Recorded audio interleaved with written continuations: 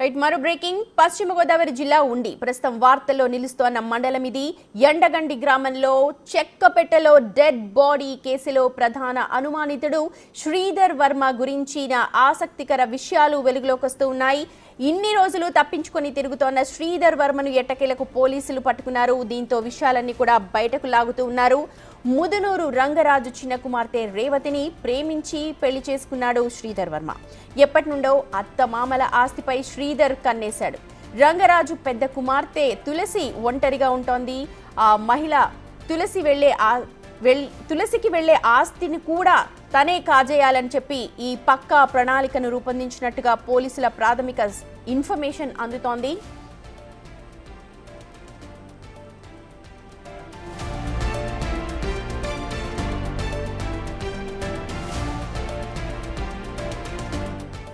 Right ఉండి ప్రస్తుతం కలకలం రేపుతోంది. ఏదైతే డెడ్ బాడీ పార్సల్ వచ్చిందో ఒక సినిమా ట్విస్ట్ క్రైమ్ థ్రిల్లర్ స్టోరీని తలపిస్తోంది. రోజుకొక కొత్త విషయాలు వెలుగులోకి వస్తున్నాయి.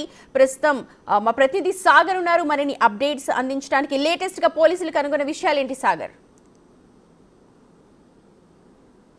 రాష్ట్ర వ్యాప్తంగా సంచలనం రేకెత్తిస్తున్నటువంటి డెడ్ బాడీ పార్సిల్ కేసులో పోలీసులు పురోగతి సాధించారు. ఇప్పటికే అనుమానితుడిగా ఉన్నటువంటి చిన్నల్లుడు శ్రీధర్ పోలీసుల అదుపులో ఉన్నట్లే మనకి సమాచారం అందుతుంది. మరోపక్క శ్రీధర్ గురించి అసలు విషయాలు ఒక్కో నిజం తెలుస్తుంటే గ్రామస్తులతో పాటు ఇటు జిల్లా వ్యాప్తంగా కూడా ప్రజలు ఆశ్చర్యపోయే పరిస్థితులు ఉన్నాయి. ఎందుకంటే ముదునూరు రంగరాజు ఎండగండి గ్రామానికి చెందిన ఇతనికి 2 కుమార్తెలు ఉన్నారు. పెద్ద కుమార్తె తులసి 10 ఏళ్ల క్రితమే వివాహం అయింది. కాకపోతే భర్త ఆమె నుండి దూరంగా ఉండటంతో ఆమె వచ్చేసి తండ్రి దగ్గర ఉంటుంది. చిన్న కుమార్తె రేవతిని ఈ శ్రీధర్ వర్మ ప్రేమ వివాహం చేసుకున్నాడు. ప్రేమ వివాహం చేసుకున్న దగ్గర నుండి కూడా ముదునూరు రంగరాజు తన పిల్లనిచ్చిన మామ ఆస్తిపై అతను కన్నువేశాడు.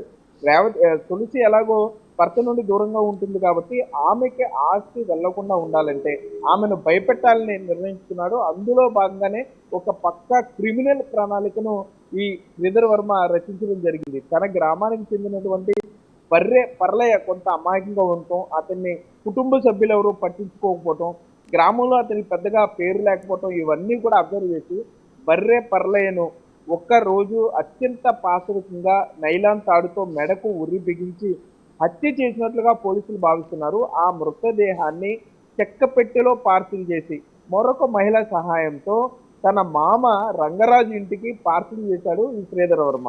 పార్సిల్ చేసిన తర్వాత వదిన తులసి కంగారుగా శ్రీధర్ వర్మకి ఫోన్ చేసింది. అతను కూడా అదే ఎక్స్పెక్ట్ చేశాడు. వెంటనే అక్కడికి వెళ్ళాడు.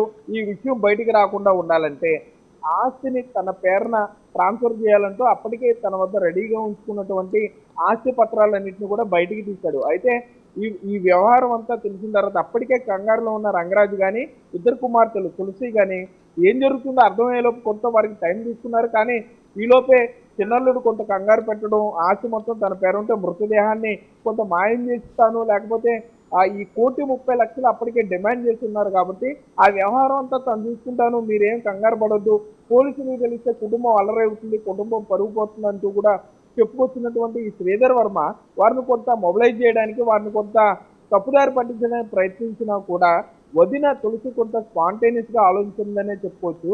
అప్పటికప్పుడు తను టాయిలెట్కి వెళ్తున్నానని చెప్పి బాత్రూంలోకి వెళ్ళి బంధువులకి సమాచారం చేరవేసింది. మొబైల్లో మెసేజ్ పెట్టింది, ఇక్కడ తమ ఇంటికి ఒక డెడ్ బాడీ వచ్చింది, కంగారుగా ఉంది, వెంటనే రావాలంటూ. వెంటనే అక్కడికి బంధువులు చుట్టుపక్కల గ్రామస్తులు చేరుకున్నారు. ఎందుకంటే అక్కడ ఒక ఘర్షణ వాతావరణం ఉండటంతో కొంత శ్రీధర్ వర్మ వారిని బలవంతం పెట్టి సంతకాలు పెట్టే ప్రయత్నం చేయడంతో అక్కడ కొంత హడావుడి నెలకొంది. బంధువులు రావటం, ఈ విషయం అంతా గమనించిన శ్రీధర్ వర్మ పోలీసులు కూడా సమాచారం వెళ్తుందని వెంటనే అక్కడ నుండి ఎవరైతే మొదటి నుండి మహిళ సహాయం చేస్తుందో ఆ మహిళ సహాయంతో ఒక ఎర్రకారులో ఎర్రకారుతో వెంటనే అక్కడ నుండి సాగర్, ఈ పూర్తి వ్యవహారంలో ముదునూరి రంగరాజు ఆస్తి విలువ ఎంత ఉంటుంది? అంటే ఈ మొత్తం వ్యవహారం కూడా ఆస్తి కాజేయడానికి పెద్ద కుమార్తెకు వెళ్లే ఆస్తి తాలూకా ఎంత విలువ ఉంటుంది? ముదునూరు రంగరాజుకి మనకు అందుతున్న సమాచారం ప్రకారం సుమారు 3 ఎకరాల ఆస్తి మాత్రమే, భూమి మాత్రం ఉంది. ఒక సొంతిల్లు ఉంది గ్రామంలో, ఎండగండి గ్రామంలో. సో వీటిని కూడా ఎందుకు వదులుకోవాలి అన్న ఆలోచనతోనే శ్రీధర్ వర్మ అలియా సుధీర్ అలియా సిద్ధార్థ 3 పేర్లు ఉన్నాయి ఇతనికి. ఎంత జాగ్రత్తగా ఇతను క్రిమినల్ గా ఆలోచించాడంటే కనీసం రేవత్తో జరిగిన వివాహం ఫోటోలు కూడా పోలీసులకు అందకుండా తన ఫోటో కూడా ఎక్కడ చిక్కకుండా చాలా క్రిమినల్ గా ఆలోచించాడు. అసలు శ్రీధర్ని ట్రేస్ చేయడానికి పోలీసులు అష్ట కష్టాలు పడ్డారని చెప్పుకోవచ్చు. సుమారుగా గత 6 రోజులుగా పోలీసులు ఇదే పనిలో ఉన్నారు.